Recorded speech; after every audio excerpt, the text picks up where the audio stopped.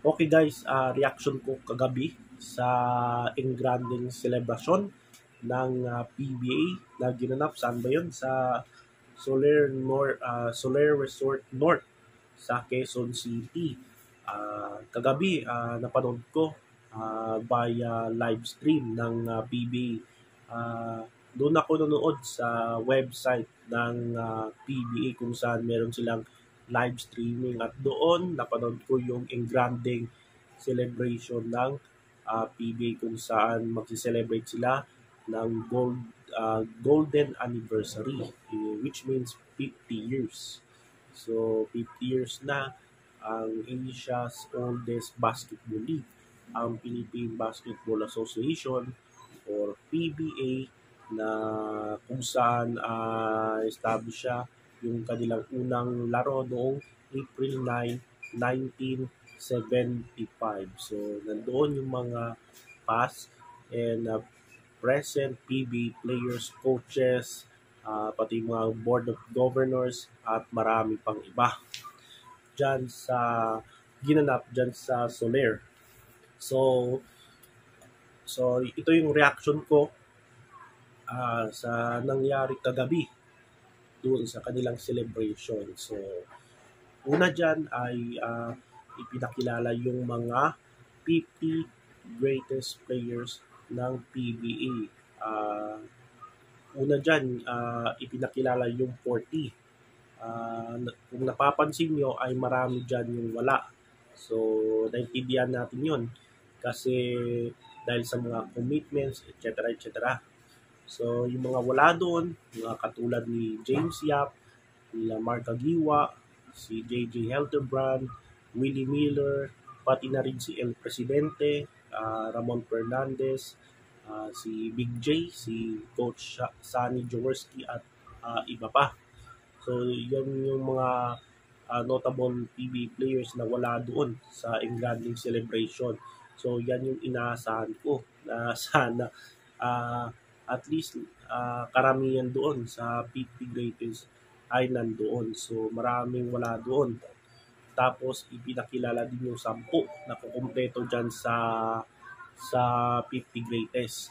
At ginawaran sila. So, nandun si uh, John Mark Fajardo, si Scotty Thompson, si nandun yung pamilya ni Arnie Tuadles, pati ni yung isa pa si Villamin, tama ba? Si Manny Victorino, tapos wala si Abby King, tapos si Jeffrey Carriazo, Bong Hawkins, ng mga dating part ng Grand Slam noong 1996 ng Alaska. Tapos si Nelson Aceitono, finally, nasama na siya sa greatest players, at si Danny Siegel. So nakita niyo yung video sa Spin PH kung saan nag-reunite sila ng isa pang Danny na si Danny Ildefonso na kasama din dyan sa previous 40 greatest players. So yan yung inasahan ko kasi na karamihan dyan nandoon, no? Naintindihan natin kung bakit sila wala doon. So, yun. At bukod sa mga 40 greatest at yung 50 greatest players ay uh, nandun din yung mga past commissioners ng PBA na katulad nila Sunny Barrios, si Chito Salud, si Chito Narbasa, Attorney Chito Narbasa, at ang napansin ko wala din si yung PBA Commissioner Noli Iyala na naging commissioner siya in 4 years. So ang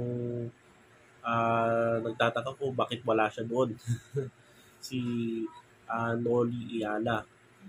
Nandun yung tatlong commissioner ng PBA. So, hindi natin alam kung bakit wala siya doon. So, nandun, kasama din ipinakilala yung mga board of governors, yung kanilang PBA chairman, of course, yung commissioner, nandun din. Of course, si Commissioner Willie Marshall. Tapos bukod sa mga players ay ginawaran din yung mga nag-contribute dyan sa PBA in the past 50 years.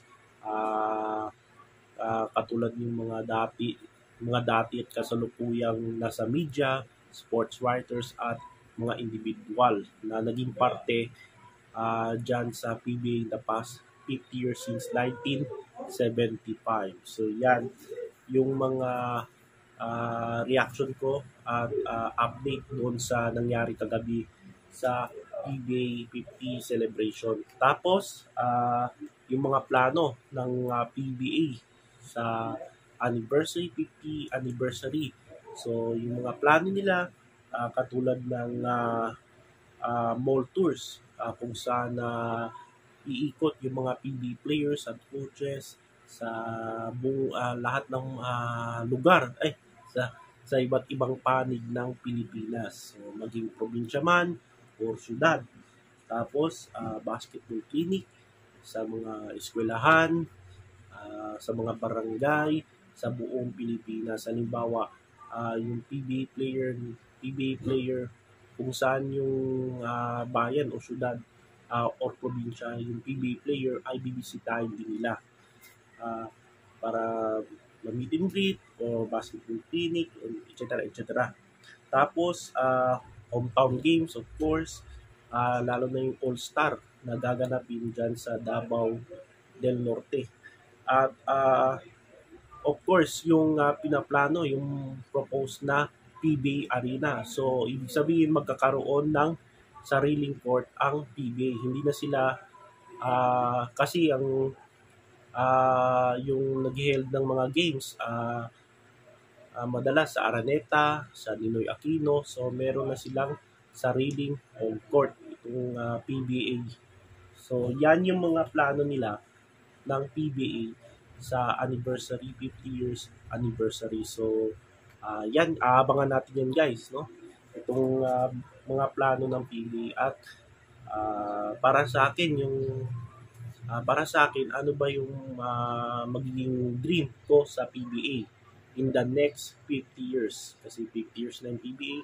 Sa next 50 years, ano yung mga dreams ko para sa PBA? So, una dyan ay magdagdag ng mga kupunan.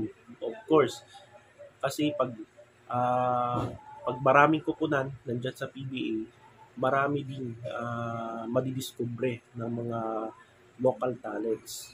So, yan yung isa pang dream ko. Yung isa pang dream ko ay ang PBA ay makilala hindi lang sa Pilipinas, hindi lang sa Southeast Asia, at kundi sa buong Asia at malay nyo sa buong mundo. So dapat itong PBA sana makilala to, no? Hindi lang sa Southeast Asia kundi sa buong Asia. Kasi tayo yung unang Asia na na-establish itong PBA. First Asia oldest basketball league. So dapat itong PBA makilala na to, no? Magiging powerful na ito sa buong Asia. So yan yung dream ko dyan sa PBA in the next 50 years. Mas lalo siyang lumakas, mas lalo siyang makilala sa buong mundo bilang isang Asia's oldest basketball league, itong Philippine Basketball Association. So yan yung reaction ko sa nangyari kagabi sa Engrading celebration ng PBA.